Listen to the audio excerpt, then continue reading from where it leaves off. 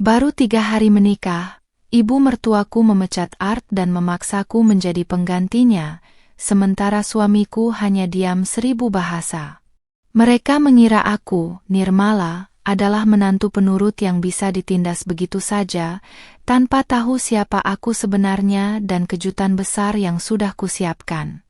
Saat sapu dilemparkan ke kakiku, disitulah aku memutuskan untuk berhenti menjadi istri yang manis dan mulai membalas mereka dengan cara yang jauh lebih elegan. Asal mana nih yang nonton? Coba tulis di komentar ya.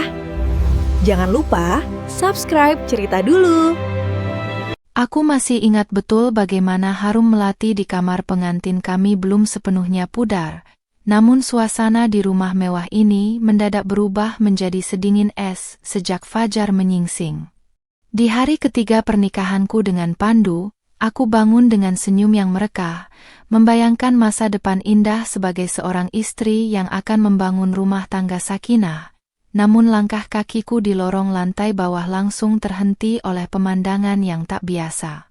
Mbak Sum, asisten rumah tangga yang sudah mengabdi belas tahun di sini, tampak sedang mengemasi barang-barangnya ke dalam kardus kumal dengan mata yang sembab dan bahu yang terus bergetar hebat karena tangis. Aku berdiri mematung di ambang pintu dapur, merasa ada sesuatu yang salah.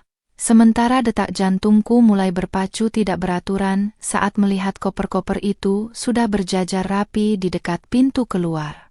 Belum sempat aku membuka mulut untuk bertanya, suara langkah kaki yang angkuh dan tegas terdengar menggema dari arah tangga kayu jati, dan tak lama kemudian sosok Ibu Ratih muncul dengan dagu yang terangkat tinggi.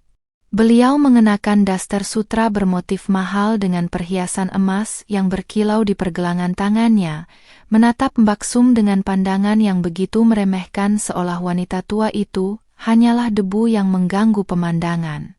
Tanpa sedikit pun rasa iba, beliau melemparkan sebuah amplop coklat berisi sisa gaji ke lantai, memerintahkan Mbak Sum untuk pergi sekarang juga dan jangan pernah menunjukkan wajahnya lagi di rumah ini. Aku hanya bisa terpaku, melihat Mbak Sum pergi dengan langkah gontai tanpa berani membela diri, menyisakan keheningan yang mencekam di antara aku dan ibu mertuaku. Di tengah kebingunganku, aku menoleh ke arah tangga dan melihat Pandu sedang berdiri di sana, mengenakan kemeja kerja yang sudah rapi namun wajahnya nampak pucat pasi seperti orang yang sedang menyembunyikan rasa takut.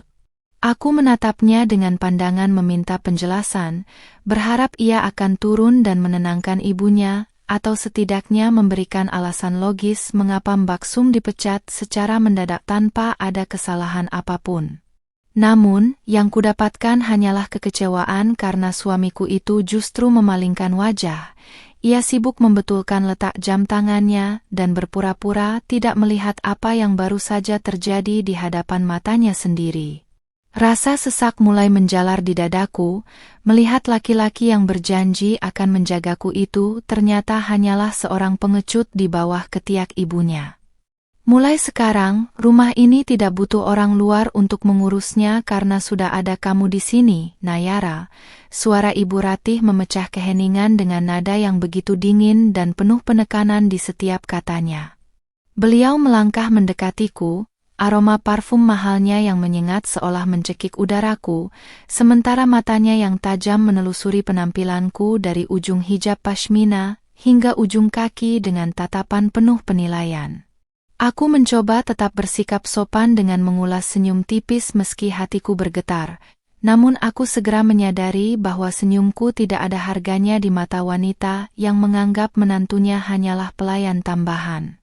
Ibu Ratih berjalan menuju pojok ruangan, mengambil sebuah sapu kayu yang ujungnya sudah mulai kasar, lalu kembali berdiri tepat di hadapanku dengan ekspresi yang sangat tidak bersahabat. Kejadian selanjutnya seolah terjadi dalam gerakan lambat. Ibu Ratih dengan sengaja melepaskan sapu itu hingga jatuh dan menghantam lantai marmer tepat di depan ujung kakiku dengan suara brak yang cukup keras. Mbak Sum sudah tidak ada, jadi tugasnya sekarang menjadi tanggung jawabmu sepenuhnya, mulai dari menyapu, mengepel, mencuci baju, hingga memasak untuk kami semua setiap hari. ucapnya dengan nada memerintah tanpa celah untuk protes sedikit pun. Aku tersentak, kurasakan darahku berdesir hebat dan tanganku mulai dingin, karena tidak menyangka perlakuan ini akan datang secepat ini dalam pernikahanku yang baru seumur jagung. Aku menatap sapu itu, lalu menatap Ibu Ratih, mencoba mencari setitik keramahan yang biasanya beliau tunjukkan saat Pandu masih menjemputku dulu, namun kini yang tersisa hanyalah kebencian yang nyata. Aku mencoba mencari dukungan dari Pandu sekali lagi, berharap ia akan bersuara dan berkata bahwa aku adalah istrinya, bukan seorang pembantu yang bisa diperlakukan seenaknya. "Mas, apa maksud semua ini?" Tanyaku dengan suara yang bergetar menahan tangis yang hampir pecah. Mataku menatapnya dengan penuh permohonan agar ia mau melindungiku kali ini saja. Pandu hanya menghela napas panjang. Ia mendekat namun tidak untuk membelaku, melainkan hanya untuk membisikkan kata-kata yang membuat hatiku semakin hancur berkeping-keping.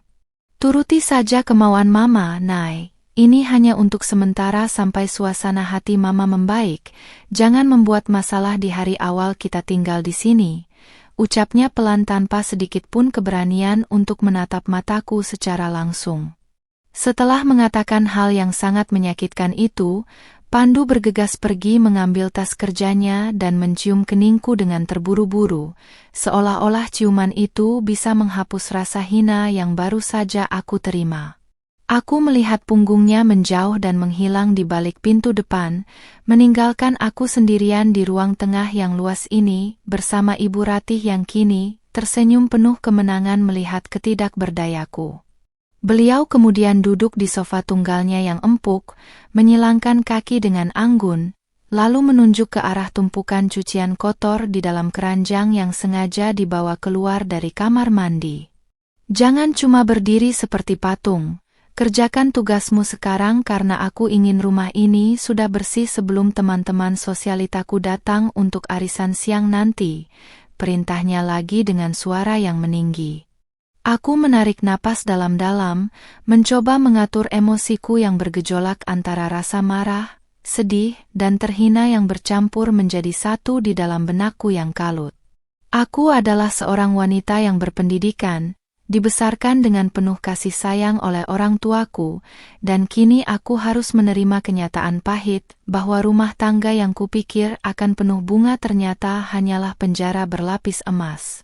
Dengan tangan yang sedikit bergetar, aku membungkuk dan mengambil sapu kayu itu dari lantai, merasakan tekstur kasarnya yang seolah menyindir status baruku di rumah ini sebagai menantu rasa art. Di balik hijab yang kupakai, aku mencoba menyembunyikan air mata yang mulai jatuh membasahi pipi, merasa sangat bodoh karena pernah percaya bahwa cinta Pandu akan cukup untuk melindungiku dari badai apapun. Sambil mulai menggerakkan sapu di atas lantai marmer yang dingin, aku teringat akan nasihat ibuku tentang kesabaran seorang istri, namun hatiku berteriak bahwa ini bukanlah ujian kesabaran melainkan sebuah penindasan yang terencana.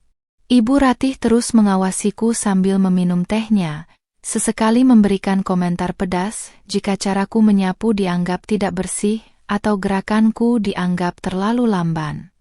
Punya tubuh bagus dan wajah cantik saja tidak berguna kalau tidak bisa mengurus rumah. Kamu harus belajar banyak agar tidak memalukan Pandu di depan keluargaku, sindirnya dengan nada sarkasme yang sangat kental.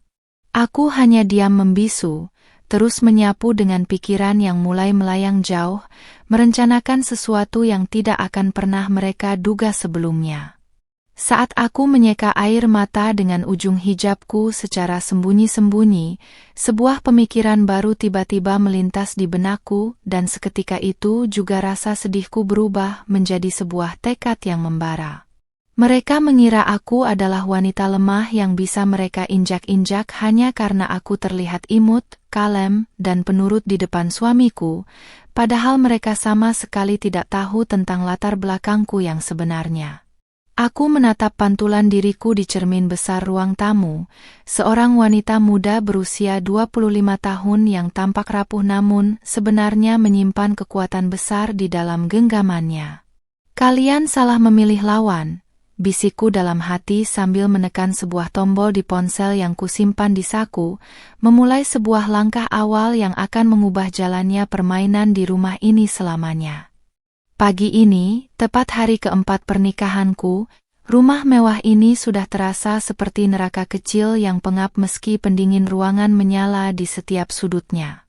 Ibu Ratih sudah berdiri di depan kamar kami bahkan sebelum jam menunjukkan pukul 5 subuh, menggedor pintu kayu jati yang kokoh itu dengan kasar seolah-olah ada keadaan darurat yang mengancam nyawa. Aku yang masih mengenakan mukena setelah sholat subuh terperanjat, sementara Pandu hanya mengerang pelan dan menarik selimut lebih tinggi, menutup telinganya dengan bantal tanpa ada niat sedikit pun untuk bangkit membantuku menghadapi ibunya. Dengan tangan gemetar, aku membuka pintu dan langsung disambut oleh wajah Ibu Ratih yang sudah dipoles riasan tipis, menatapku dengan mata melotot dan tangan bersedekap di dada yang membusung angkuh. "Apa kamu pikir ini hotel bintang 5? Cepat turun ke dapur, siapkan sarapan yang layak untuk kami semua dan pastikan kopiku sudah siap dalam 10 menit. Teriaknya tanpa memedulikan privasi kami sebagai pengantin baru. Beliau tidak memberikan ruang bagiku untuk sekadar mencuci muka, justru malah menunjuk-nunjuk ke arah tangga dengan telunjuknya yang dihiasi cincin berlian besar yang berkilau di bawah lampu selasar. Aku hanya bisa mengangguk pasrah, melirik ke arah tempat tidur berharap Pandu setidaknya akan duduk dan membelaku, namun ia tetap bergeming seolah suara ibunya hanyalah angin lalu yang tidak perlu ditanggapi.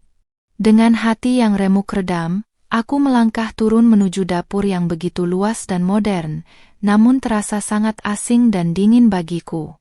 Dapur itu masih berantakan sisa makan malam tadi yang sengaja mereka tinggalkan begitu saja di atas meja makan kayu jati yang mahal, seolah-olah mereka memang ingin menguji batas kesabaranku sejak awal.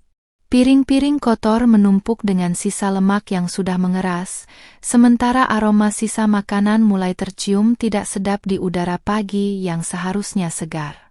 Aku mulai menyalakan keran air, merasakan dinginnya air menyentuh kulit tanganku yang halus, dan seketika itu pula air mataku jatuh bercampur dengan air sabun di dalam wastafel. Aku, Nayara, yang biasanya dimanja oleh kedua orang tuaku dan selalu menjadi pusat perhatian karena prestasiku, kini harus berakhir menjadi mesin pencuci piring tanpa gaji di rumah laki-laki yang katanya mencintaiku. Saat aku sedang sibuk berperang dengan tumpukan piring, Ibu Ratih masuk ke dapur dan berdiri tepat di belakangku, mengawasi setiap gerak-gerikku dengan tatapan menyelidik seolah aku sedang mencuri perhiasannya. "Cara mencucimu salah. Piring itu harus mengkilat tanpa ada noda sedikit pun, dan jangan gunakan sabun terlalu banyak, itu pemborosan." Bentaknya yang membuatku hampir menjatuhkan piring keramik mahal itu ke lantai. Aku mencoba tetap tenang, menarik napas panjang melalui hidung dan mengembuskannya perlahan untuk menjaga agar emosiku tidak meledak di depan wanita tua yang tidak punya empati ini. Aku sadar, melawan dengan teriakan saat ini hanya akan membuatku terlihat buruk di depan Pandu, jadi aku hanya mengiyakan perintahnya dengan suara pelan yang hampir tidak terdengar. "Kenapa suaramu pelan sekali? Apa kamu tidak makan?" "Oh, aku lupa, kamu kan belum masak sarapan," sindirnya dengan tawa sinis yang sangat menyakitkan telinga, lalu beliau berjalan menuju kulkas besar 2 pintu dan membukanya dengan kasar. Beliau mengeluarkan beberapa butir telur, daging ham dan sayuran, lalu meletakkannya di atas countertop marmer dengan gerakan membanting yang sengaja dilakukan untuk mengagetkanku. "Buatlah sarapan ala barat untuk Pandu dan sarapan tradisional untukku. Aku tidak mau ada kesalahan rasa sedikit pun karena lidahku sangat sensitif terhadap masakan hambar." Perintah itu terdengar sangat tidak masuk akal mengingat aku hanya punya waktu beberapa menit lagi sebelum suamiku harus berangkat ke kantor untuk rapat penting. Dengan kecepatan yang kupaksakan, aku mulai memotong bawang dan menyiapkan bumbu, sementara keringat mulai membasahi dahi di balik hijab pashminaku yang kini terasa semakin berat. Tubuhku yang ramping dan sering dipuji sebagai body goals oleh teman-temanku, kini terasa sangat letih karena dipaksa melakukan pekerjaan kasar tanpa henti sejak kemarin siang. Aku harus mondar-mandir dari kompor ke wastafel, memastikan telur tidak gosong sambil tetap meracik sambal untuk menu tradisional permintaan mertuaku yang sangat menuntut itu. Di tengah kekacauan itu, aku melihat Pandu turun dengan setelan jas rapi. Ia berjalan menuju meja makan tanpa sedikit pun melirik ke arah dapur untuk menyapaku atau sekadar menanyakan apakah aku butuh bantuan. Pandu, lihat istri pilihanmu ini, gerakannya lambat sekali seperti siput. Aku ragu dia benar-benar bisa mengurusmu dengan benar di masa depan. Adu Ibu Ratih saat melihat putranya sudah duduk manis di kursi kebesarannya. Pandu hanya menatap ponselnya, jarinya sibuk menggeser layar dan sesekali meminum air putih yang sudah kusiapkan sebelumnya tanpa mengucapkan terima kasih sedikit pun padaku. Nayara masih belajar, maklumi saja kalau hari ini dia agak lambat, jawab Pandu dengan nada datar yang sama sekali tidak terdengar seperti pembelaan, melainkan lebih seperti sebuah keluhan tersembunyi. Hatiku semakin perih, merasa bahwa keberadaanku di rumah ini hanyalah objek pelengkap yang fungsinya bisa digantikan oleh siapa saja asalkan bisa bekerja keras. Aku menyajikan sarapan di atas meja dengan tangan yang masih basah, meletakkan piring-piring itu dengan sangat hati-hati agar tidak menimbulkan suara yang bisa memicu amarah Ibu Ratih lagi. Saat Ibu Ratih mencicipi sambal buatanku, beliau langsung melemparkan sendoknya kembali ke piring hingga bunyi dentingan logamnya menggema di seluruh ruang makan yang sunyi. Ini terlalu asin. Apa kamu sengaja ingin membuat tensiku naik? Teriaknya sambil mendorong piring itu menjauh hingga kuahnya sedikit tumpah ke atas taplak meja yang putih bersih. Aku hanya bisa tertunduk, meremas ujung celemekku yang kotor, sementara air mataku sudah tidak bisa lagi kubendung dan mulai menetes satu persatu membasahi lantai marmer yang baru saja kupel semalam. Pandu akhirnya mengangkat wajahnya dari ponsel, melihatku yang sedang menangis, namun alih-alih bangkit untuk memelukku, ia justru terlihat kesal karena sarapannya terganggu oleh drama pagi hari. Nay, jangan cengeng begitu, kalau memang asin ya tinggal diperbaiki besok, jangan membuat suasana meja makan jadi tidak enak seperti ini, ucapnya dengan nada dingin yang membuatku merasa benar-benar sendirian di dunia ini. Rasanya seperti ada pisau tajam yang menusuk jantungku berulang kali, menyadari bahwa suamiku sendiri lebih memilih kenyamanan suasananya daripada perasaan istrinya yang sedang diinjak-injak martabatnya. Aku berbalik menuju dapur, menghapus air mata dengan kasar menggunakan punggung tanganku, dan saat itulah sebuah keberanian baru mulai tumbuh di dalam jiwaku yang selama ini tertidur. Aku mengambil ponselku yang tergeletak di dekat microwave, tanganku bergerak cepat membuka sebuah aplikasi rahasia yang terhubung dengan akun keuangan pribadiku yang tidak diketahui oleh siapapun di rumah ini. Sambil menatap punggung Ibu Ratih dan Pandu yang sedang asyik berbincang tanpa memedulikanku, aku tersenyum sangat tipis, sebuah senyum yang mengandung racun manis bagi masa depan mereka. Aku baru saja menerima notifikasi bahwa dana investasiku telah cair dalam jumlah yang sangat fantastis, jauh lebih dari cukup untuk membeli seluruh isi rumah ini beserta kesombongan orang-orang di dalamnya. Silakan nikmati kemenangan kecil kalian pagi ini, karena setelah ini, aku yang akan memegang kendali atas setiap napas yang kalian hirup di rumah mewah ini, bisikku dalam hati dengan tatapan mata yang kini berubah menjadi sedingin es. Setelah Pandu berangkat tanpa sepatah kata pamit yang manis, Ibu Ratih tidak membiarkanku beristirahat meski hanya untuk sekadar meminum segelas air putih. Beliau menggiringku menuju area belakang rumah, sebuah ruang cuci yang sempit dan panas karena sirkulasi udara yang buruk, di mana tumpukan keranjang pakaian kotor sudah menunggu seperti gunung yang siap runtuh. Semua ini harus dicuci manual, jangan pakai mesin cuci karena kain-kain ini mahal dan mesin itu hanya akan merusak seratnya, ucapnya dengan nada dingin sambil melemparkan sebotol deterjen cair ke arahku. Aku menatap gunungan kain itu dengan nanar, menyadari bahwa di antara tumpukan itu bukan hanya ada pakaian Pandu dan Ibu Ratih, melainkan juga taplak meja, sprei kusam, hingga handuk-handuk tebal yang sangat berat jika terkena air. Aku berjongkok di atas lantai semen yang kasar, mulai memisahkan pakaian berdasarkan warnanya dengan tangan yang mulai terasa perih karena terlalu lama terkena sabun cuci sejak pagi tadi. Tubuhku yang biasanya terawat kini mulai terasa pegal di bagian pinggang, dan peluh mulai mengucur deras di balik hijab pashminaku, membasahi leher dan punggungku hingga terasa sangat tidak nyaman. Ibu Ratih sesekali melintas di depan pintu ruang cuci, hanya untuk memastikan aku tidak berhenti bekerja, sambil membawa kipas tangan dan menggunakannya dengan gaya angkuh seolah ia adalah ratu di istana ini. Setiap kali beliau melihatku sedikit melambatkan gerakan, beliau akan berdehem keras atau memberikan komentar pedas tentang betapa beruntungnya aku bisa dinikahi oleh putranya yang mapan. Dulu Pandu hampir bertunangan dengan putri seorang pengusaha properti. Wanita itu cantik, kaya, dan tentu saja tahu cara mengurus rumah mewah. Tidak seperti kamu yang hanya modal tampang imut tapi gerakannya payah. Sindirnya tanpa perasaan sedikit pun. Kalimat itu seperti siraman air raksa di atas luka hatiku yang masih basah, membuat dadaku terasa sesak hingga aku harus berhenti sejenak untuk mengatur napas agar tidak jatuh pingsan. Aku hanya bisa menunduk dalam-dalam, menatap busa sabun yang mulai menutupi jari-jariku yang lentik, sambil membayangkan betapa malangnya nasibku jika terus-menerus dibanding-bandingkan dengan masa lalu suamiku. Rasanya ingin sekali aku berteriak dan mengatakan bahwa aku punya gelar sarjana dan tabungan yang lebih banyak dari yang ia bayangkan, namun aku memilih untuk tetap membisu.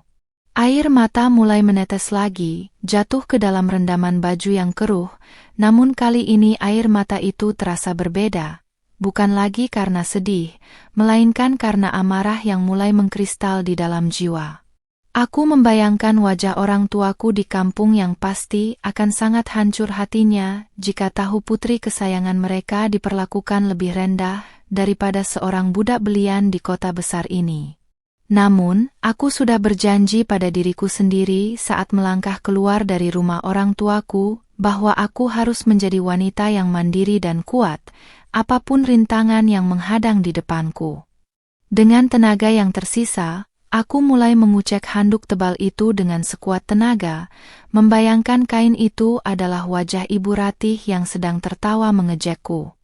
Di tengah kepenatan itu, ponselku yang kusimpan di saku baju tiba-tiba bergetar, memberikan sedikit interupsi di tengah rutinitas yang menyiksa ini.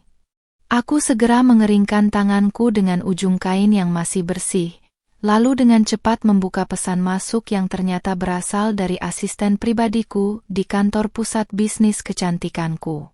Pesan itu berisi laporan keuntungan bulanan dari 3 cabang klinik kecantikan yang kumiliki secara rahasia di Jakarta dan Surabaya, yang jumlahnya naik drastis hampir 200% bulan ini. Sebuah senyum tipis yang sangat kontras dengan penampilanku yang kuyu saat ini muncul di bibirku, memberikan suntikan energi baru yang membuat rasa lelahku seolah terbang menguap ke udara. Aku teringat bagaimana perjuanganku membangun bisnis itu sejak umur 21 tahun, mulai dari berjualan produk secara daring hingga memiliki gedung sendiri tanpa bantuan siapapun, termasuk Pandu. Pandu mengenalku sebagai seorang penulis lepas yang bekerja dari rumah, sebuah identitas yang sengaja kupakai untuk melihat apakah ia mencintaiku karena pribadiku atau karena harta yang kumiliki.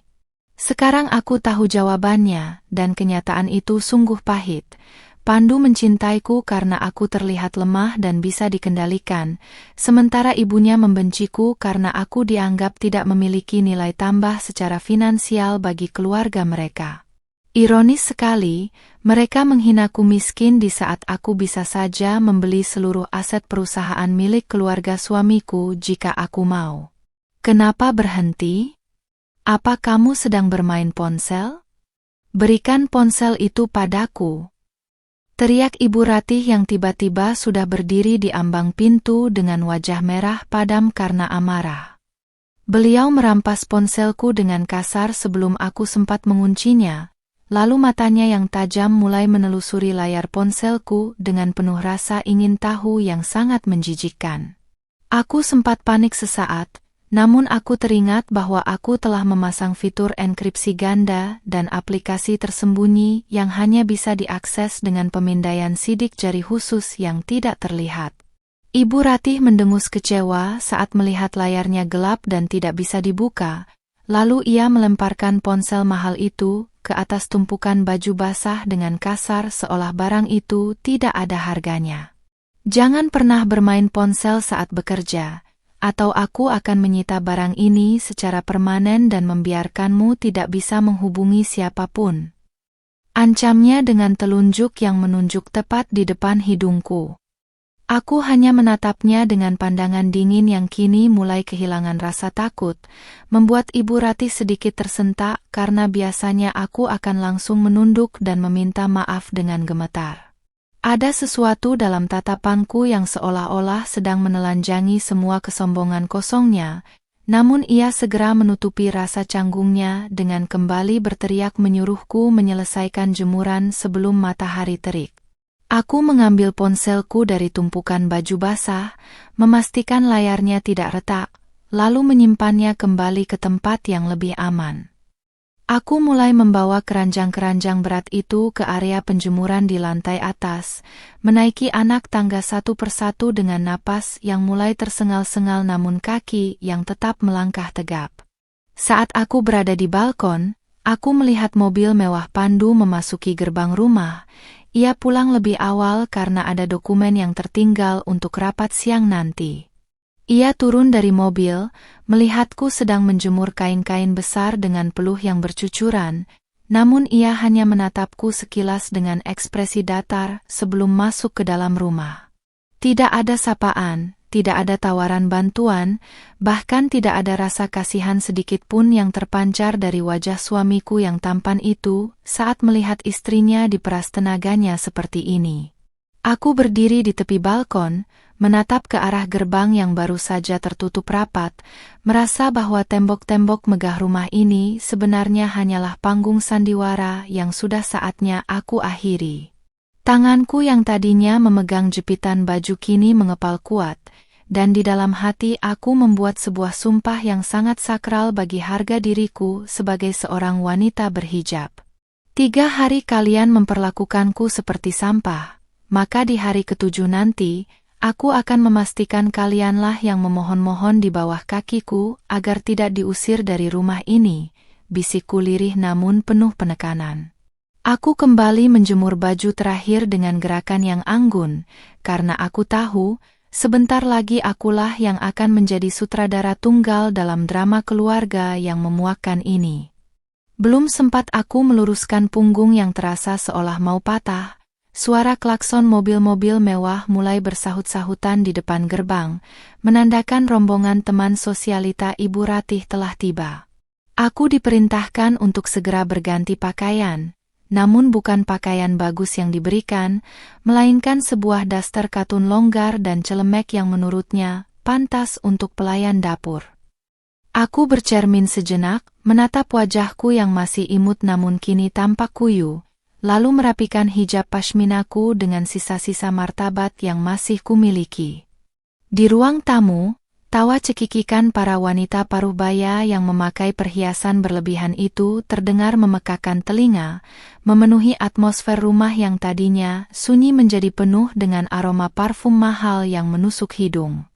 Nayara, cepat bawakan camilan dan tehnya ke sini, jangan buat tamu-tamuku menunggu. Teriakan Ibu Ratih menggema hingga ke dapur, membuatku harus bergegas mengangkat nampan perak yang sangat berat berisi cangkir-cangkir porselen tipis.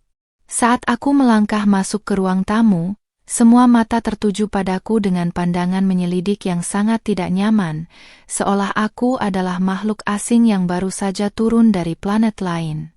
Ibu Ratih tidak memperkenalkanku sebagai menantunya, melainkan hanya memberiku isyarat tangan untuk segera meletakkan hidangan tanpa perlu banyak bicara atau menyapa mereka. Aku menunduk sedalam mungkin, mencoba menulikan telinga dari bisik-bisik yang mulai terdengar di antara dentingan sendok teh dan piring kecil. "Loh, Jeng Ratih, ini pembantu baru ya? Imut sekali wajahnya, dapat dari agen mana?" Tanya salah satu teman beliau, seorang wanita dengan sanggul tinggi yang mengenakan kalung berlian sebesar biji jagung. Aku merasakan jantungku seolah berhenti berdetak sesaat, menunggu reaksi Ibu Ratih yang duduk di kursi kebesarannya sambil menyesap teh dengan anggun. Bukannya meluruskan kesalahpahaman itu, Ibu Ratih justru tertawa kecil dan menjawab dengan nada yang sangat santai seolah harga diriku memang tidak ada harganya. "Ah, ini pemberian dari putraku, katanya biar rumah lebih segar ada yang mengurus, tapi ya gitu, kerjanya masih sering lambat dan perlu banyak diajari," jawabnya dengan dusta yang begitu lancar keluar dari mulutnya. Darahku mendidih mendengar kebohongan yang sangat merendahkan itu, namun aku tetap menahan diri dan menyelesaikan tugasku menuangkan teh ke masing-masing cangkir mereka dengan tangan yang tetap stabil. Salah satu tamu kemudian dengan sengaja menjatuhkan sapu tangan sutranya tepat di dekat kakiku, lalu menatapku dengan isyarat agar aku mengambilkannya untuknya. "Tolong ya manis, sekalian ambilin kue yang di sebelah sana. Sepertinya enak sekali buatan pembantumu ini, Jeng," ucap wanita itu dengan nada memerintah yang sangat menjijikkan. Aku mengambil sapu tangan itu dan menyerahkannya kembali, tetap membisu sambil menyimpan setiap wajah dan setiap hinaan ini ke dalam memori otakku untuk kubalas di kemudian hari. Di tengah obrolan mereka yang penuh dengan pamer harta, salah satu dari mereka mulai membahas tentang sebuah merek kosmetik internasional yang sedang trending dan sangat sulit didapatkan produknya karena selalu sold out. "Kalian tahu tidak? Pemilik merek Nara Beauty itu kabarnya wanita muda Indonesia, tapi misterius sekali, tidak pernah mau tampil di publik, padahal kekayaannya sudah triliunan," ujar wanita berbaju hijau emerald dengan penuh kekaguman. Aku hampir saja tersedak udara sendiri mendengar nama perusahaan yang kubangun dengan keringat dan air mata itu disebut-sebut di ruang tamu ini oleh orang-orang yang menghinaku. Ironis sekali, mereka sangat memuja produk yang kubuat, sementara pemiliknya sedang mereka perlakukan seperti budak yang tidak berharga di depan mata mereka sendiri. Ibu Ratih ikut menimpali dengan nada sok tahu, mengklaim bahwa ia memiliki koneksi untuk mendapatkan produk edisi terbatas dari merek tersebut melalui kenalannya di kalangan atas. "Oh, Nara Beauty ya? Aku sudah memesan set lengkapnya untuk hadiah ulang tahunku nanti. Harganya memang mahal sekali tapi ya sebandinglah dengan kelas kita," ucapnya dengan bangga sambil melirik ke arahku seolah ingin menunjukkan bahwa aku tidak akan pernah bisa menyentuh barang semewah itu. Aku hampir ingin tertawa terbahak-bahak saat itu juga, karena aku tahu persis bahwa semua pesanan edisi terbatas harus melalui persetujuan akhir dariku sebagai CEO, dan aku tidak ingat pernah menyetujui nama Ratih di dalam daftar pelanggan VVIP kami. Tiba-tiba, ponsel salah satu tamu berdering kencang dan ia menjawabnya dengan suara yang sengaja dikeraskan agar semua orang bisa mendengar percakapan penting miliknya. "Apa? Undangan eksklusif peluncuran produk baru Nara Beauty sudah keluar? Dan hanya ada 10 orang di Indonesia yang diundang untuk makan malam pribadi dengan sang CEO." Teriaknya histeris, membuat suasana ruang tamu menjadi heboh seketika. Mereka semua mulai sibuk mengecek ponsel masing-masing, berharap nama mereka masuk ke dalam daftar bergengsi tersebut untuk menaikkan status sosial mereka di mata komunitas. Aku berbalik menuju dapur dengan langkah tenang, sementara di dalam saku celemekku, ponselku bergetar memberikan notifikasi bahwa asistenku telah mengirimkan draft 10 nama tamu undangan tersebut untuk kutandatangani. Di dapur yang sepi, aku membuka pesan itu dan melihat daftar nama yang dikirimkan, namaku sendiri tercantum sebagai tuan rumah dengan nama samaran Miss N. Aku tersenyum dingin saat melihat ada satu kolom kosong yang disediakan asistenku untuk tamu kehormatan tambahan yang ingin kuajak secara pribadi. Sebuah ide gila namun sangat elegan muncul di kepalaku. Aku akan memberikan kejutan yang akan membuat Ibu Ratih terkena serangan jantung karena rasa malu yang luar biasa. Aku mengetikkan sesuatu di ponselku, memberikan instruksi kepada asistenku untuk menyiapkan sebuah pengiriman khusus ke alamat rumah ini besok pagi, ditujukan untuk nyonya rumah yang sangat terhormat. Namun, lamunanku terbuyar saat Ibu Ratih tiba-tiba masuk ke dapur dengan wajah kesal, karena aku dianggap terlalu lama berada di dalam dan tidak menambah air panas untuk teh mereka. Kamu ini apa-apaan? Malah asyik bengong di sini sementara tamu-tamuku kehausan, dasar tidak berguna.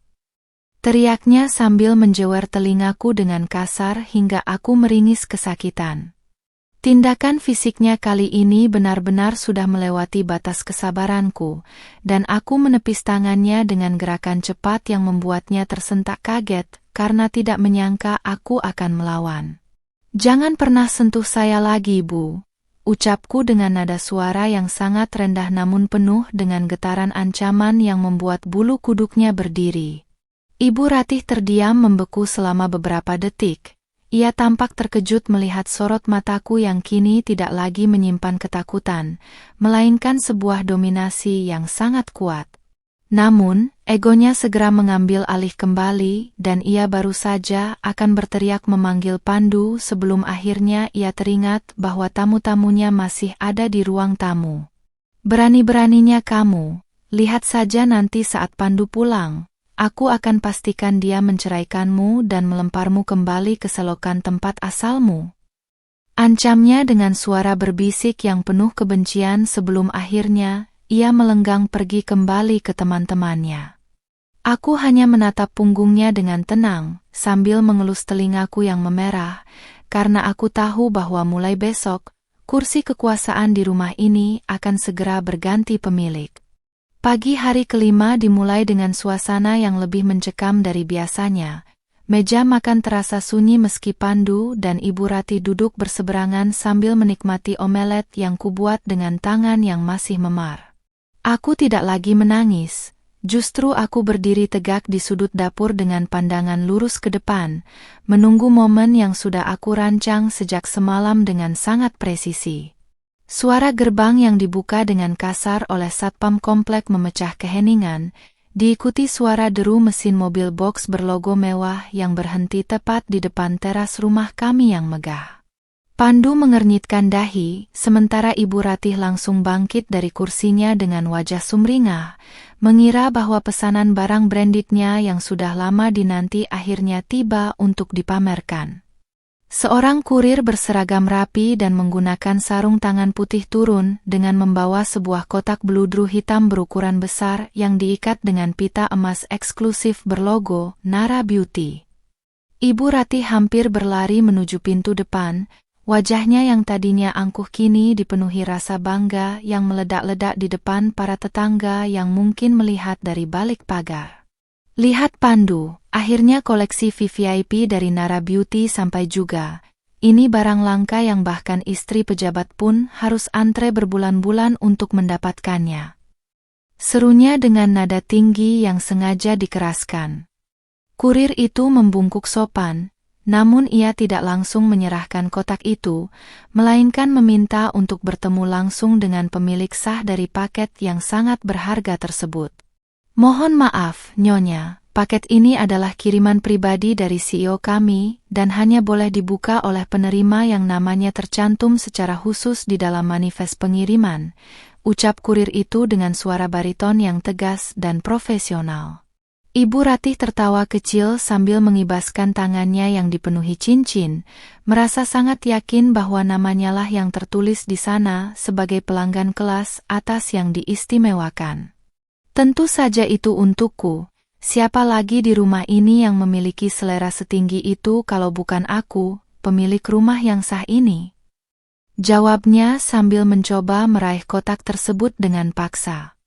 Namun, kurir itu dengan sigap menarik kembali paketnya dan mulai membacakan nama yang tertera di layar tablet digitalnya, membuat suasana seketika menjadi membeku. Paket ini ditujukan untuk Ibu Nayara, pemilik tunggal sekaligus kehormatan bagi perusahaan kami. Mohon Ibu Nayara bisa maju untuk menandatangani tanda terima ini. Suara kurir itu bergema di ruang tamu yang mendadak sunyi senyap. Aku melangkah keluar dari dapur, masih dengan celemek kusam yang melekat di daster katun dan hijab pashmina yang sederhana, namun dengan tatapan mata yang sangat tajam. Ibu Ratih ternganga, wajahnya berubah dari merah merona menjadi pucat pasi seperti mayat, sementara Pandu hampir menjatuhkan ponselnya ke lantai, karena terkejut mendengar namaku disebut sebagai penerima paket eksklusif itu. Aku berjalan dengan tenang melewati mereka berdua, mengambil pena dari tangan kurir, dan membubuhkan tanda tanganku dengan gerakan yang sangat elegan dan terampil. Terima kasih, mohon sampaikan pada Miss N bahwa saya sangat menghargai perhatiannya, ucapku singkat sambil menerima kotak beludru hitam itu ke dalam pelukanku yang kokoh. Ibu Ratih seolah baru saja terbangun dari mimpinya. Ia berteriak histeris menuduhku telah melakukan penipuan atau mungkin salah pesan dengan menggunakan uang belanja yang ia berikan. Apa-apaan ini? Kurir, kamu pasti salah orang. Menantuku ini hanyalah seorang penulis pengangguran yang tidak punya uang. Mana mungkin dia bisa mendapatkan barang dari Nara Beauty? Teriaknya sambil berusaha merebut kotak itu dariku. Namun, Pandu segera menahan tangan ibunya. Ia menatapku dengan tatapan yang sangat asing, seolah baru pertama kali melihat wanita yang selama ini ia anggap sebagai istri penurut. Aku tidak menghiraukan teriakan Ibu Ratih dan justru dengan sengaja membuka kotak itu di hadapan mereka, memperlihatkan rangkaian produk perawatan wajah yang terbuat dari emas 24 karat dan berlian yang berkilau di bawah lampu kristal. Di dalamnya juga tersampir sebuah undangan fisik berbahan logam emas murni yang mengundang Miss N untuk menghadiri makan malam paling eksklusif di Jakarta besok malam. Mata Ibu Ratih hampir keluar dari kelopaknya melihat kemewahan yang ada di hadapannya, kemewahan yang selama ini hanya bisa ia impikan namun kini justru berada di tangan menantu yang ia sebut pembantu. Suasana ruang tamu mendadak terasa begitu berat dengan ego yang hancur berkeping-keping, sementara aku hanya tersenyum tipis melihat kehancuran mental yang dialami mertuaku. Nay, dari mana kamu dapat uang untuk semua ini? Apa kamu meminjam uang atau melakukan sesuatu yang memalukan di luar sana? Tanya Pandu dengan suara bergetar. Nada bicaranya masih menunjukkan ketidakpercayaan dan sedikit kecurigaan yang merendahkan. Aku menatap suamiku itu, laki-laki yang selama 5 hari ini membiarkanku dihina habis-habisan, dan kini ia punya keberanian untuk mempertanyakan integritasku sebagai seorang istri. Mas Pandu, ada banyak hal di dunia ini yang tidak bisa kamu beli dengan gaji kantoranmu, dan ada banyak hal tentang istrimu yang sengaja tidak kamu ketahui karena kamu terlalu sibuk menunduk pada ibumu, jawabku dengan nada yang sangat dingin dan tenang. Ibu Ratih yang sudah tidak tahan lagi dengan rasa malunya, tiba-tiba menyerangku dengan kata-kata yang lebih kasar, menuduhku sebagai wanita simpanan atau pengedar barang haram karena tidak logis baginya seorang penulis bisa sekaya itu. Pasti ini barang palsu. Kamu sengaja ingin mempermalukan aku di depan tetangga dengan akting murahan ini, kan? Cepat kembalikan semua ini dan masuk ke dapur. Cuci piring-piring itu sekarang juga. Bentaknya sambil menunjuk-nunjuk ke arah dapur dengan jarinya yang gemetar. Aku hanya tertawa kecil, tawa yang terdengar sangat merdu namun sangat mematikan bagi siapapun yang mendengarnya saat ini, membuat Ibu Ratih semakin naik pitam hingga wajahnya memerah padam. Aku meletakkan kotak mewah itu di atas meja marmer, lalu aku melepaskan celemek kusamku dan melemparkannya tepat ke arah kursi yang biasanya diduduki oleh Ibu Ratih dengan sangat angkuh. Tugas pelayananku di rumah ini sudah selesai hari ini, Bu Ratih. Mulai sekarang, jika Ibu ingin piring bersih, silakan cuci sendiri dengan tangan Ibu yang berhias perhiasan palsu itu, ucapku dengan penuh penekanan. Pandu mencoba mendekat untuk memegang lenganku, mungkin berniat menenangkan atau justru memerintahku kembali, namun aku segera menghindar dengan gerakan yang sangat tangkas seolah ia adalah kotoran yang tidak boleh menyentuh kulitku. Aku melihat rasa takut mulai muncul di mata Pandu, rasa takut kehilangan kendali atas istrinya yang selama ini ia remehkan. Sebelum aku naik ke atas untuk mengemasi barang-barang pribadiku, aku berbalik sekali lagi dan menatap mereka berdua dengan tatapan penuh kemenangan yang sangat nyata. Oh ya, paket ini bukan hanya berisi produk, tapi juga surat pemberitahuan bahwa rumah ini sudah masuk ke dalam daftar aset yang akan segera aku akuisisi melalui perusahaan investasiku, karena hutang bank keluarga kalian yang sudah jatuh tempo, bisikku yang membuat Ibu Ratih seketika jatuh terduduk di lantai marmer karena lemas. Aku meninggalkan mereka yang sedang dalam keadaan syok berat, melangkah naik dengan dagu terangkat, karena aku tahu bahwa malam besok bukan hanya sekadar makan malam, melainkan awal dari kejatuhan total bagi siapa saja yang pernah mengoyak harga diriku. Aku menutup pintu kamar dengan tenang, menguncinya rapat-rapat sementara di lantai bawah masih terdengar isak tangis histeris Ibu Ratih yang bercampur dengan suara gagap Pandu yang mencoba menelepon pihak bank. Di dalam kamar yang selama 5 hari ini terasa seperti sangkar, aku mulai membuka koper tersembunyi yang kusimpan di bawah tempat tidur, koper yang berisi identitas asliku sebagai seorang penguasa bisnis. Aku menanggalkan daster katun yang sudah ternoda percikan sabun itu, melemparnya ke tempat sampah seolah sedang membuang seluruh hinaan yang pernah kuterima. Aku menatap pantulan diriku di cermin. Wajah imut ini kini nampak lebih tajam dengan sorot mata yang tak lagi mengandung keraguan, melainkan sebuah rencana besar yang sudah mencapai tahap eksekusi akhir. Dari dalam kotak beludru yang dikirimkan kurir tadi, aku mengeluarkan sebuah gaun pesta berwarna midnight blue yang sangat elegan, berbahan sutra eksklusif yang jatuh sempurna mengikuti lekuk tubuhku yang ideal. Aku juga menyiapkan hijab pashmina berbahan pure silk dengan warna senada yang akan kubentuk dengan gaya simpel namun memancarkan aura kelas atas. Tidak ada lagi perhiasan murah atau daster kusam.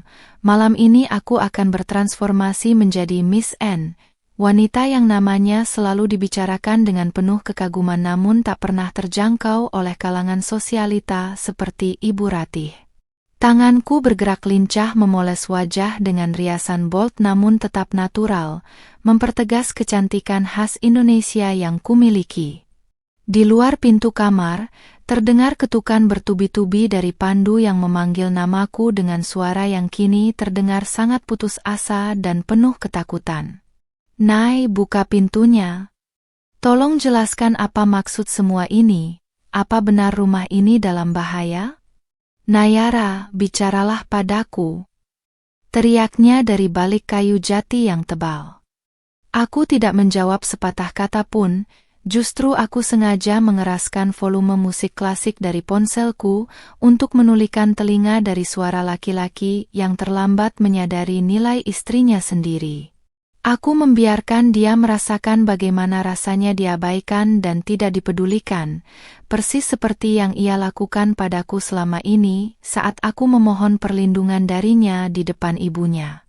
Setelah selesai bersiap, aku menyemprotkan parfum signature milikku yang beraroma oud dan rose yang mewah, sebuah aroma yang hanya diproduksi terbatas untuk kalangan VVIP di seluruh dunia.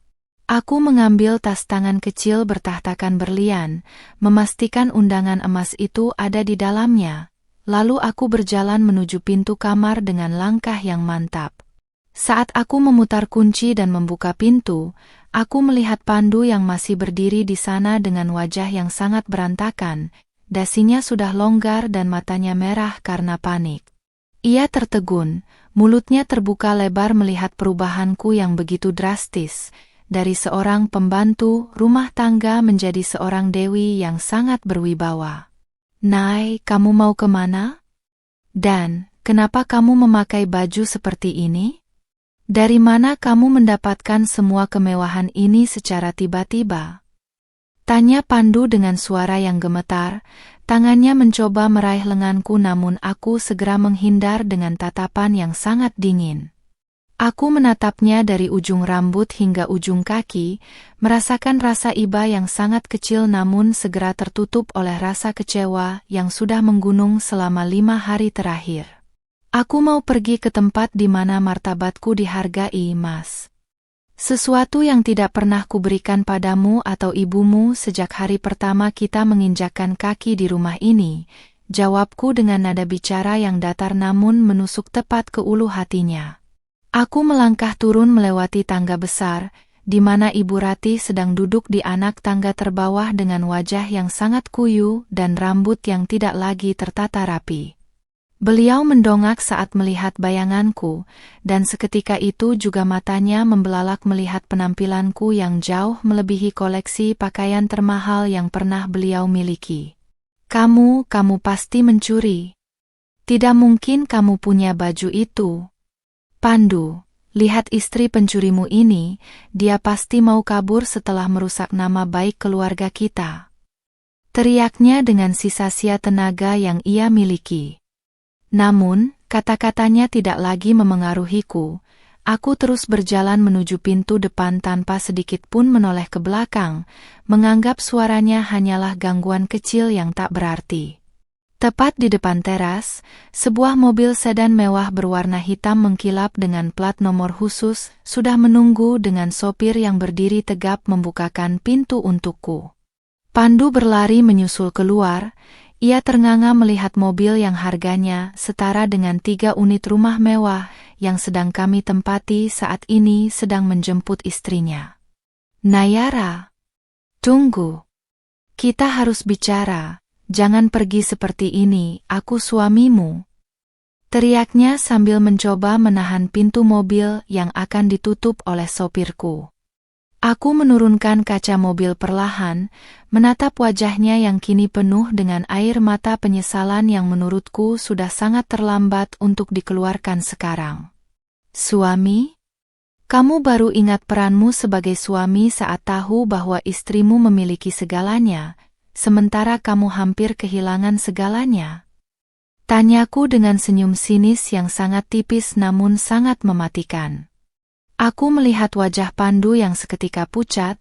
Ia tidak sanggup menjawab pertanyaanku karena ia tahu betul bahwa selama ini ia telah gagal menjadi pelindung bagiku. Sopirku memberikan isyarat bahwa kami harus segera berangkat agar tidak terlambat menghadiri acara makan malam paling bergengsi di ibu kota tersebut. Aku kembali menaikkan kaca mobil, memutus kontak mata dengan laki-laki yang kini nampak sangat kecil dan tidak berarti di mataku. Mobil mulai melaju perlahan meninggalkan gerbang rumah mewah yang kini nampak seperti reruntuhan masa lalu bagiku, menuju pusat kota yang gemerlap dengan cahaya lampu. Di dalam mobil, aku menarik napas dalam-dalam, merasakan udara kebebasan yang sesungguhnya mulai merasuki setiap pori-pori kulitku setelah sekian lama tertekan. Aku membuka tablet pribadiku, melihat laporan bahwa proses akuisisi aset keluarga Pandu sudah mencapai 90% dan besok pagi mereka akan menerima surat pengosongan rumah secara resmi. Tidak ada rasa dendam yang meluap-luap. Yang ada hanyalah rasa puas karena keadilan akhirnya menemukan jalannya sendiri melalui tangan seorang wanita yang mereka remehkan. Aku menatap keluar jendela, melihat gedung-gedung pencakar langit yang menjulang tinggi, seolah menyambut kepulangan sang ratu yang sempat menghilang sejenak ke dunia bawah. Malam ini, di hadapan 10 orang paling berpengaruh di negeri ini, aku akan menunjukkan siapa sebenarnya sosok di balik kesuksesan Nara Beauty yang selama ini mereka puja. Dan saat Ibu Ratih serta Pandu menonton berita besok pagi, aku ingin mereka melihat wajahku terpampang nyata sebagai pemegang kendali masa depan mereka. Permainan baru saja dimulai dan kali ini, Tidak ada kata maaf untuk mereka yang sudah menghancurkan janji suci pernikahan dengan kesombongan, bisikku pelan sambil tersenyum ke arah gemerlap kota. Mobil mewah itu berhenti tepat di lobi hotel bintang 5 paling eksklusif di Jakarta, di mana karpet merah telah terbentang dan puluhan jurnalis bisnis serta fotografer berkumpul di balik pembatas. Begitu sopir membukakan pintu, aku melangkah keluar dengan keanggunan yang sempurna, membiarkan gaun midnight blue itu tertiup angin malam dengan dramatis. Kilatan lampu kamera blitz menyambar dari segala arah, menciptakan suasana hingar-bingar yang sangat kontras dengan kesunyian dapur rumah mertuaku yang kotor. Aku tidak menunduk. Justru aku berjalan dengan dagu terangkat, memberikan senyum tipis yang misterius kepada lensa-lensa yang berusaha menangkap wajah asli di balik kesuksesan raksasa kosmetik Nara Beauty. Di dalam ballroom privat yang hanya berisi satu meja panjang nan mewah, 9 tamu undangan paling berpengaruh di negeri ini, mulai dari menteri hingga taipan properti, seketika berdiri saat aku melangkah masuk. Mereka semua tampak terkejut, tidak menyangka bahwa sosok Miss N yang sangat berpengaruh dan kaya raya itu adalah seorang wanita muda berhijab dengan wajah seimut remaja. Namun, saat aku mulai berbicara dan menyapa mereka dengan bahasa yang sangat berkelas serta wibawa yang tak tergoyahkan, keraguan di mata mereka seketika sirna. Aku duduk di kursi utama, di posisi pemegang kendali, merasa bahwa inilah tempatku yang sebenarnya, bukan di depan tumpukan cucian kotor atau di bawah telunjuk seorang ibu mertua yang zalim. Sementara itu, di rumah mewah yang kini terasa sunyi, Pandu dan Ibu Ratih sedang duduk di depan televisi dengan perasaan yang kalut, mencoba melupakan kejadian gila pagi tadi dengan menonton siaran berita bisnis malam. Ibu Ratih masih terus mengomel, mencaci maki aku sebagai wanita yang sombong dan berjanji akan memberikan pelajaran saat aku pulang nanti, tanpa tahu bahwa aku tak punya niat untuk kembali. Pandu hanya terdiam, matanya menatap kosong ke layar televisi, sampai sebuah headline berita mendadak membuat jantungnya seolah berhenti berdetak saat itu juga. Kamera televisi baru saja memperlihatkan rekaman live tamu-tamu yang hadir di acara eksklusif Nara Beauty, dan wajahku terpampang jelas di sana sebagai tuan rumah utama. Pandu, lihat itu. Itu Nayara kan? Kenapa dia bisa ada di sana? Kenapa mereka semua menunduk hormat padanya? Teriak Ibu Ratih dengan suara melengking yang penuh dengan rasa tidak percaya. Ibu Ratih mendekat ke arah layar televisi, menyentuh permukaan kaca yang menampilkan sosok menantunya yang kini terlihat seperti bangsawan, sangat jauh dari citra pembantu yang ia bangun. Pandu jatuh terduduk dari sofa ke lantai marmer, napasnya tersengal-sengal saat ia melihat namaku tertulis dengan jelas di layar bawah televisi.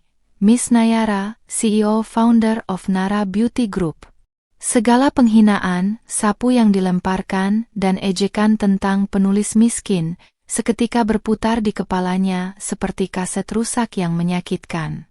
Di acara makan malam, aku mengangkat gelas kristal berisi jus delima segar, memberikan toast kepada para mitra bisnisku sambil membicarakan rencana ekspansi global perusahaanku ke Eropa dan Amerika. Di tengah pembicaraan yang serius itu, aku merasakan ponselku di dalam tas terus-menerus bergetar karena panggilan masuk dari Pandu dan Ibu Ratih yang silih berganti. Aku sengaja mengeluarkannya, membiarkan layar yang menampilkan nama suami penakut itu terlihat oleh orang-orang di sekitarku, lalu dengan tenang aku menekan tombol reject dan mematikan ponsel sepenuhnya. Tidak ada lagi ruang untuk negosiasi atau permohonan maaf. Waktu bagi mereka untuk menghargaiku sudah habis di hari ketiga pernikahan kami yang kelam itu. Seorang menteri yang duduk di sebelahku memuji bagaimana aku bisa tetap rendah hati dan menyembunyikan identitas besarku selama ini dari publik, sebuah strategi yang menurutnya sangat jenius. Aku hanya tersenyum dan menjawab, bahwa terkadang kita perlu menjadi tidak terlihat untuk mengetahui siapa orang-orang yang benar-benar tulus dan siapa yang hanya memuja harta. Di balik senyum itu, aku membayangkan wajah Ibu Ratih yang mungkin sekarang sedang memucat pasi menyadari bahwa orang yang ia jewer telinganya siang tadi adalah orang yang mampu menghancurkan seluruh garis keturunan ekonominya. Kemenangan ini terasa begitu manis, namun aku tetap menjaga ketenanganku agar tidak terlihat seperti orang yang haus akan balas dendam. Acara makan malam itu berakhir dengan sangat sukses, ditutup dengan penandatanganan kontrak kerjasama senilai ratusan miliar yang semakin memperkokoh posisiku di puncak rantai makanan bisnis Indonesia. Sebelum aku meninggalkan ruangan, asisten pribadiku mendekat dan membisikkan bahwa Pandu dan ibunya sekarang sedang berada di depan hotel, berusaha masuk namun dihadang oleh petugas keamanan. Aku meminta asistenku untuk membiarkan mereka masuk ke area lobi, karena aku ingin mereka melihatku sekali lagi dari jarak dekat sebelum aku benar-benar menghilang dari hidup mereka. Aku merapikan hijab pashminaku, memastikan penampilanku tetap sempurna, lalu berjalan keluar menuju lobi dengan pengawalan ketat dari beberapa bodyguard bertubuh besar. Begitu pintu lift terbuka di lantai lobi, aku langsung melihat pemandangan yang sangat memuaskan. Ibu Ratih dan Pandu sedang memohon-mohon kepada petugas keamanan dengan wajah yang sangat kuyu dan baju yang berantakan. Saat mereka melihatku keluar dari lift dengan dikelilingi oleh orang-orang penting, mereka berdua langsung berlari mendekat namun segera tertahan oleh pagar betis pengawalku. Nayara. Nay, ini Mas, tolong bicara sebentar. Kami minta maaf, Nay. Teriak Pandu dengan suara serak yang penuh dengan keputusasaan dan air mata yang membasahi pipinya. Aku berhenti tepat 2 meter di depan mereka, menatap mereka dengan tatapan yang sangat asing, seolah mereka hanyalah 2 orang asing yang tidak sengaja kutemui di jalan. Ibu Ratih, yang biasanya sangat sombong dan angkuh, kini justru bersimpuh di lantai hotel yang dingin, mencoba meraih ujung gaun biruku dengan tangan yang gemetar hebat. Nayara, Mama minta maaf, Nak. Mama hilaf, Mama tidak tahu. Tolong jangan ambil rumah itu, tolong jangan hancurkan keluarga kami, ratapnya dengan suara yang pecah karena rasa malu yang luar biasa di depan umum. Aku menunduk sedikit, menatap wanita yang pernah melemparkan sapu ke kakiku itu dengan perasaan dingin yang tak tergoyahkan oleh tangisan palsunya. Di hari ketiga, ibu memecat Art dan menjadikanku budak. Di hari ketujuh, aku memecat kalian dari hidupku dan menjadikan kalian bukan siapa-siapa, jawabku dengan suara yang tenang namun bergaung keras di lobi yang mendadak sunyi. Aku memberi isyarat kepada pengawalku untuk membuka jalan, lalu aku berjalan melewati mereka tanpa menoleh sedikit pun, meskipun Pandu terus memanggil namaku dengan suara yang memilukan. Aku masuk ke dalam mobil yang sudah menunggu, menutup pintu dengan bunyi yang mantap, dan menyandarkan punggungku di kursi kulit yang empuk dengan perasaan lega yang tak terkira.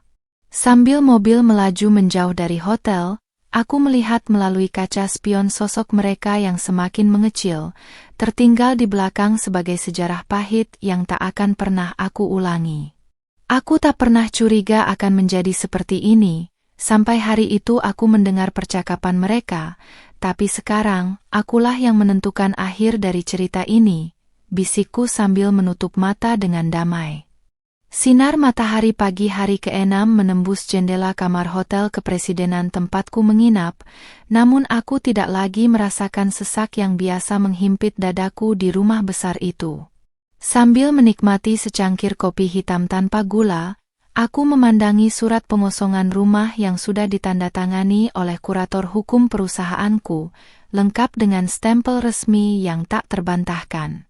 Tidak ada lagi keraguan dalam jemariku saat aku mengirimkan pesan singkat kepada tim pengamanan untuk segera bergerak menuju alamat keluarga Pandu guna melakukan eksekusi aset.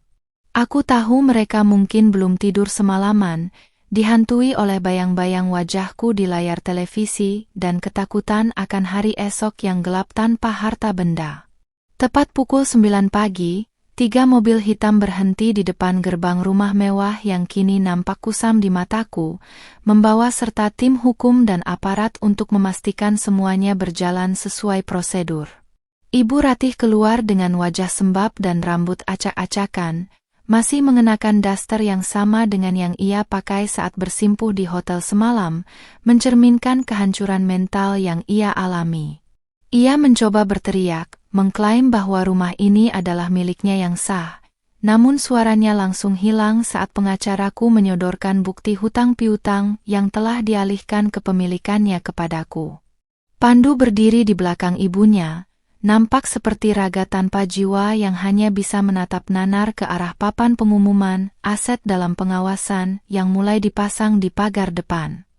Aku memutuskan untuk datang, bukan untuk berdebat, melainkan untuk memastikan bahwa setiap butir debu yang pernah mereka banggakan kini benar-benar lepas dari genggaman mereka yang zalim.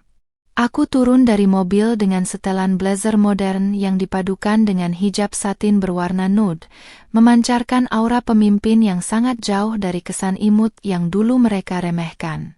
Ibu Ratih yang melihatku langsung berlari mendekat, kali ini bukan untuk memaki, melainkan untuk memohon dengan suara yang nyaris hilang karena terlalu banyak menangis. Nayara, tolong, setidaknya biarkan kami tinggal di sini sebulan lagi.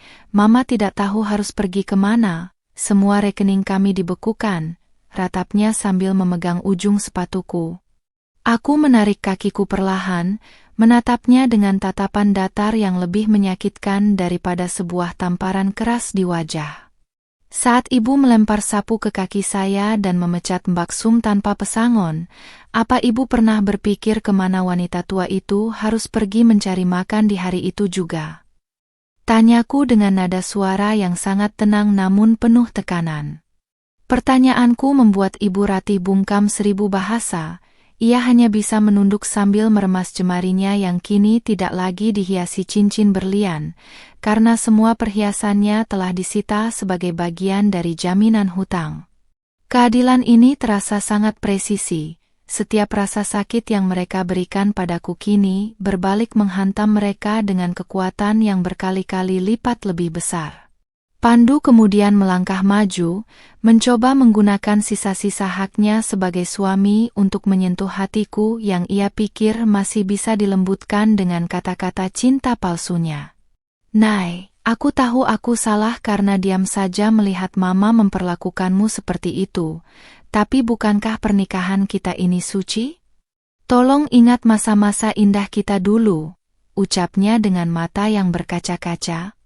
Aku tertawa kecil, tawa yang penuh dengan rasa hambar, karena bagiku kata suci yang keluar dari mulutnya terdengar seperti sebuah penghinaan terhadap institusi pernikahan itu sendiri. Pernikahan kita mati di hari ketiga, Mas, saat kamu lebih memilih menjadi pengecut di bawah ketiak ibumu daripada menjadi pelindung bagi istrimu. Jawabku tegas tanpa ada sedikit pun celah untuk rekonsiliasi. Tim pengaman mulai mengeluarkan barang-barang mewah dari dalam rumah, mulai dari guci-guci kristal hingga lukisan mahal yang selama ini dipamerkan Ibu Ratih kepada teman-teman sosialitanya.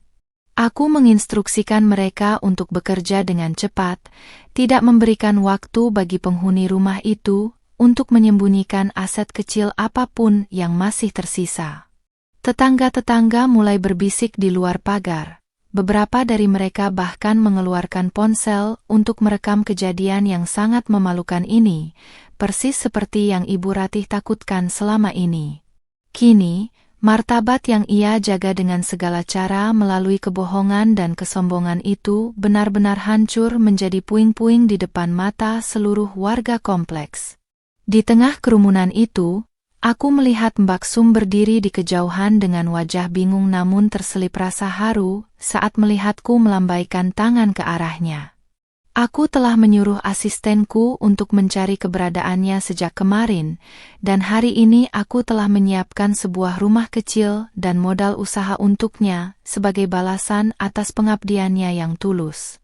Aku memanggilnya mendekat, memeluknya dengan hangat di depan mata Ibu Ratih yang kini semakin merasa terhina melihat aku lebih menghargai seorang mantan art daripada dirinya.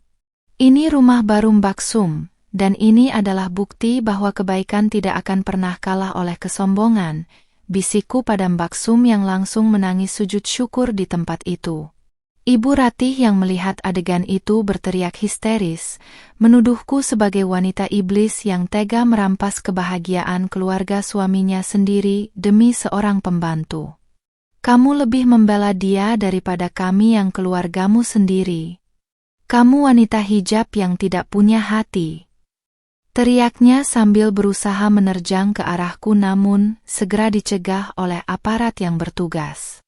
Aku hanya memandangnya dengan rasa kasihan yang sangat dalam, kasihan karena sampai detik terakhir pun ia masih tidak menyadari bahwa perilakunya lah yang membawa kutukan ini pada dirinya sendiri. Bagiku, keluarga bukanlah sekadar hubungan darah atau ikatan pernikahan di atas kertas, melainkan tentang bagaimana kita memuliakan manusia satu sama lain. Setelah semua barang dikeluarkan, aku menyerahkan sebuah tas plastik berisi pakaian daster katun kusam yang dulu mereka paksakan untuk kupakai saat bekerja sebagai pelayan di rumah ini. Silakan ambil ini adalah satu-satunya barang yang tersisa untuk Ibu dan Mas Pandu bawa, karena pakaian mewah yang kalian pakai sekarang pun sebenarnya sudah menjadi milik perusahaanku, ucapku sambil menyerahkan tas itu dengan tenang.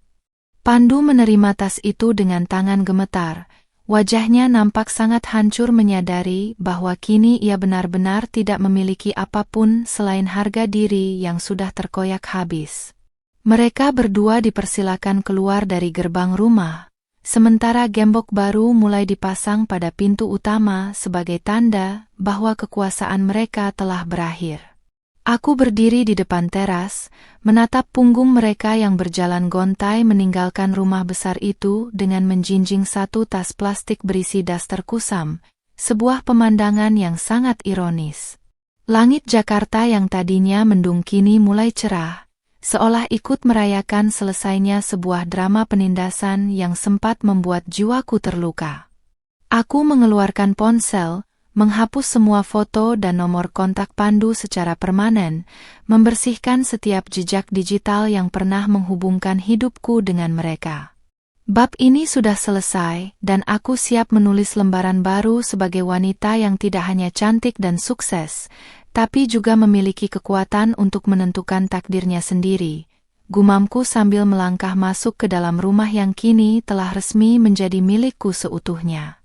1 minggu telah berlalu sejak gembok rumah mewah itu diganti, dan kini bangunan megah tersebut telah kusulap menjadi kantor pusat yayasan pemberdayaan wanita yang kubangun.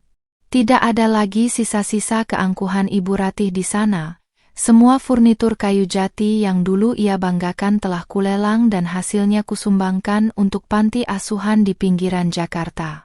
Aku duduk di balkon lantai atas, tempat yang dulu sering kugunakan untuk menjemur kain-kain berat sambil menangis, namun kini aku duduk di sana dengan laptop di pangkuan dan segelas jus jeruk segar.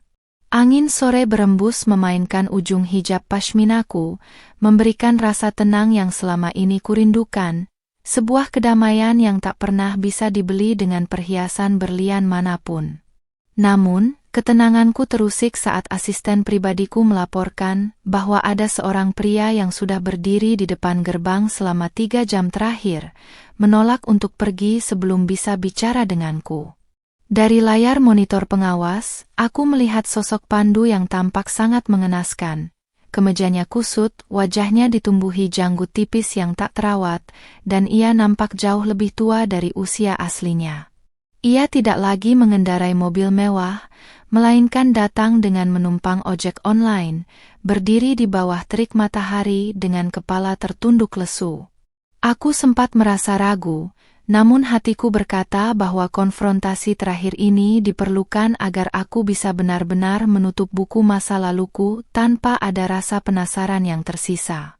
Aku memintanya masuk ke area teras, namun tidak mengizinkannya melewati ambang pintu utama, karena rumah ini sudah terlalu suci dari segala bentuk pengkhianatan yang pernah ia lakukan. Pandu melangkah dengan ragu, matanya menatap setiap sudut rumah yang kini nampak jauh lebih estetik dan cerah tanpa kehadiran aura gelap ibunya. Saat matanya bertemu dengan mataku, ia langsung jatuh berlutut di atas lantai marmer. Air matanya tumpah seketika membasahi lantai yang dulu ia biarkan aku mengepelnya dengan cucuran air mata. Nayara, aku mohon, beri aku satu kesempatan lagi. Aku sudah menceraikan ego dan pengaruh ibuku. Aku benar-benar mencintaimu, ucapnya dengan suara serak yang penuh dengan keputusasaan. Aku menatapnya dari atas kursi rotan dengan pandangan yang dingin, tanpa ada sedikit pun gejolak rindu atau rasa kasih yang dulu pernah tumbuh begitu subur di hatiku. Mas Pandu, cinta tanpa keberanian untuk melindungi adalah sebuah kebohongan besar yang dibungkus dengan janji manis, jawabku dengan nada datar yang menusuk. Aku teringat bagaimana ia hanya diam saat ibunya melempar sapu ke arahku, dan bagaimana ia lebih memilih mematikan empati demi kenyamanan suaranya di meja makan.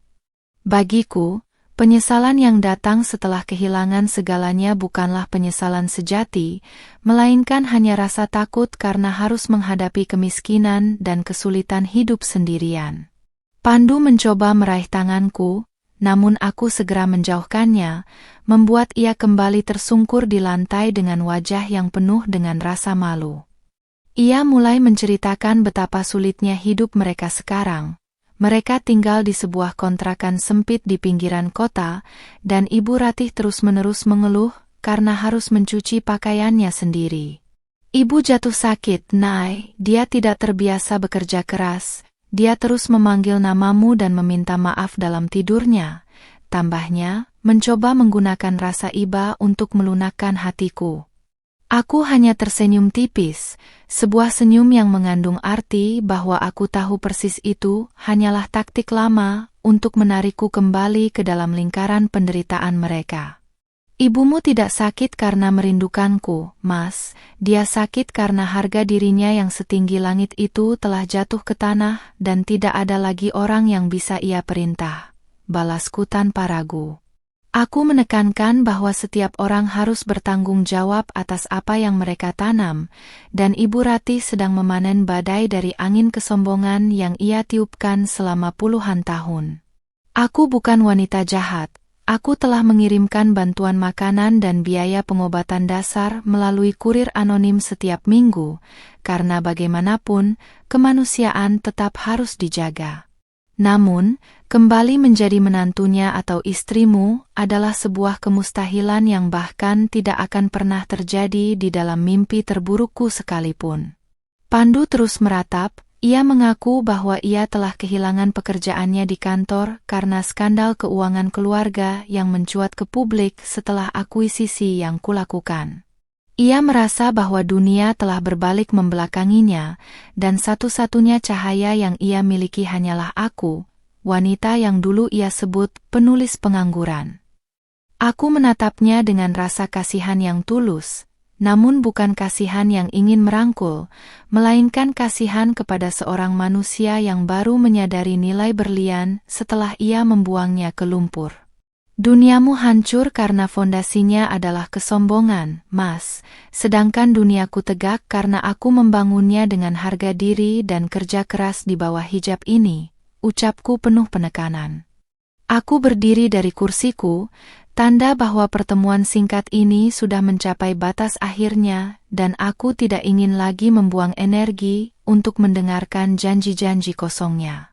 Aku mengeluarkan sebuah amplop kecil dari saku blazerku, meletakkannya di atas meja kecil di samping Pandu, berisi sejumlah uang yang cukup untuk modal usaha kecil-kecilan.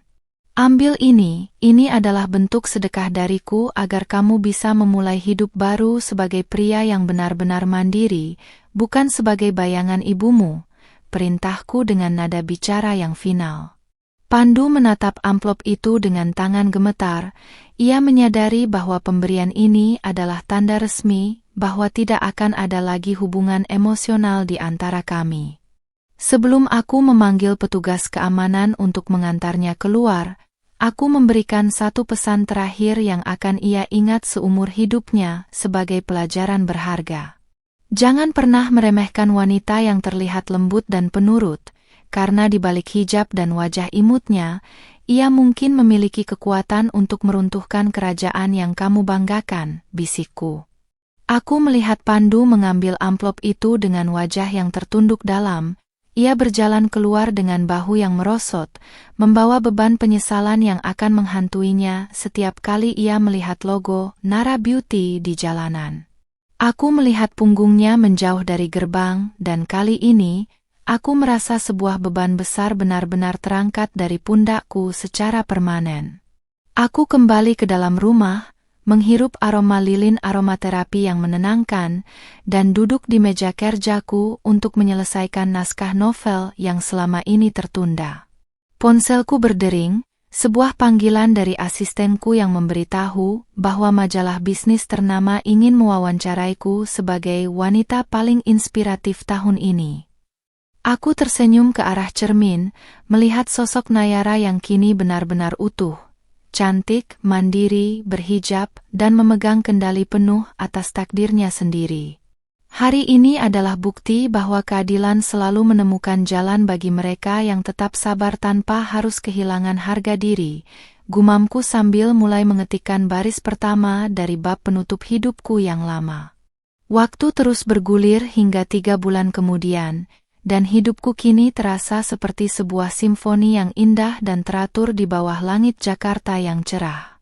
Aku berdiri di atas panggung megah sebuah aula hotel berbintang, mengenakan gaun sutra premium berwarna putih gading dengan detail paet mutiara yang sangat halus, memancarkan aura kemurnian dan kesuksesan yang tak terbantahkan. Di hadapanku, ratusan mata menatap dengan penuh kekaguman saat aku secara resmi meluncurkan Yayasan Cahaya Nayara, sebuah wadah untuk membantu wanita korban penindasan domestik agar bisa mandiri secara finansial. Tidak ada lagi jejak kesedihan di wajah imutku, yang ada hanyalah binar kebahagiaan dari seorang wanita yang berhasil mengubah luka menjadi permata yang menyinari orang lain. Sehari sebelumnya, aku sempat melewati daerah pinggiran kota untuk memastikan bantuan kesehatan sampai ke sebuah rumah kontrakan kecil yang dihuni oleh 2 orang dari masa laluku. Dari balik kaca mobil yang gelap, aku melihat Ibu Rati sedang duduk di teras sempit sambil mencuci tumpukan pakaian di dalam ember plastik kecil dengan gerakan yang sangat lamban dan kaku. Wajahnya yang dulu selalu dipoles riasan mahal kini nampak pucat, kusam, dan dipenuhi gurat kelelahan yang nyata, sementara perhiasan emasnya telah digantikan oleh sisa-sisa deterjen yang mengering di jemarinya. Ia tampak sesekali berhenti untuk memijat pinggangnya yang renta, persis seperti posisiku beberapa bulan lalu, namun kali ini tidak ada penonton sosialita yang memujinya atau pembantu yang bisa ia maki. Pandu pun nampak baru pulang dengan sepeda motor tua, membawa kantong kresek berisi mie instan dan obat-obatan murah untuk ibunya. Penampilannya benar-benar jauh dari kesan pria mapan yang dulu ku kenal. Ia nampak kesulitan mengatur napas dan emosinya saat harus mendengarkan keluhan tanpa henti dari Ibu Ratih yang menyesali nasib mereka setiap detiknya.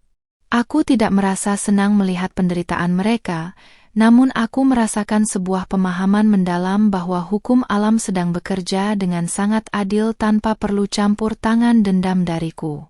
Mobilku melaju perlahan meninggalkan gang sempit itu, membawa pergi sisa-sisa bayang-bayang masa lalu yang kini tak lagi memiliki kuasa atas perasaan dan masa depanku. Di acara peluncuran yayasan tersebut, aku memberikan pidato singkat yang sangat menyentuh tentang arti sebuah keteguhan hati di balik kelembutan seorang wanita berhijab. Banyak yang mengira hijab dan wajah yang ramah adalah simbol kelemahan, namun sebenarnya itu adalah perisai bagi kekuatan yang tak terbayangkan luasnya, ucapku dengan suara yang jernih dan mantap. Tepuk tangan riuh menggema di seluruh aula, dan aku melihat banyak wanita yang matanya berkaca-kaca, merasa terwakili oleh perjuanganku yang kini menjadi inspirasi nasional. Aku tahu bahwa di suatu tempat, mungkin melalui layar televisi di kontrakan mereka, Pandu dan Ibu Ratih menyaksikan kesuksesanku yang semakin meroket sementara mereka terperangkap dalam penyesalan yang abadi. Selesai acara, aku dikerumuni oleh rekan bisnis dan media yang ingin tahu lebih banyak tentang rahasia kesuksesanku mengelola puluhan cabang Nara Beauty sambil tetap aktif di kegiatan sosial. Dengan sabar dan senyum yang tulus, aku menjawab setiap pertanyaan, menunjukkan bahwa kecantikan yang sesungguhnya berasal dari integritas diri dan cara kita memperlakukan sesama manusia. Tidak ada lagi rasa takut akan dihakimi atau diremehkan, karena aku telah membuktikan bahwa nilai seorang wanita tidak ditentukan oleh siapa suaminya atau seberapa kaya mertuanya. Aku berdiri di atas kakiku sendiri, dengan modal yang kubangun dari nol, dan martabat yang kupertahankan dengan tetesan keringat serta doa yang tak putus-putus. Malam harinya, aku kembali ke rumahku. Rumah yang dulu menjadi medan perang pribadiku namun kini telah menjadi istana kedamaian yang penuh dengan cahaya. Aku melepas hijab pashminaku dengan perlahan di depan cermin besar, menatap wajahku yang masih tampak manis dan baby face, namun dengan sorot mata yang jauh lebih dewasa dan bijaksana. Aku mengambil sebuah album foto pernikahan yang belum sempat kubuang, menatap foto kami berdua saat ijab kabul dengan perasaan yang sangat netral, tanpa benci dan tanpa cinta. Aku merobek foto itu perlahan menjadi potongan-potongan kecil, lalu memasukkannya ke dalam tempat sampah, menandakan bahwa masa lalu itu kini benar-benar telah menjadi debu yang tertiup angin. Aku kemudian membuka jendela balkon, menatap hamparan lampu kota Jakarta yang berkilau seperti hamparan berlian di bawah langit malam yang pekat. Aku teringat kembali hari ketiga pernikahan itu, saat sapu dilemparkan ke hadapanku dan aku memutuskan untuk berhenti menjadi korban dan mulai menjadi pemenang.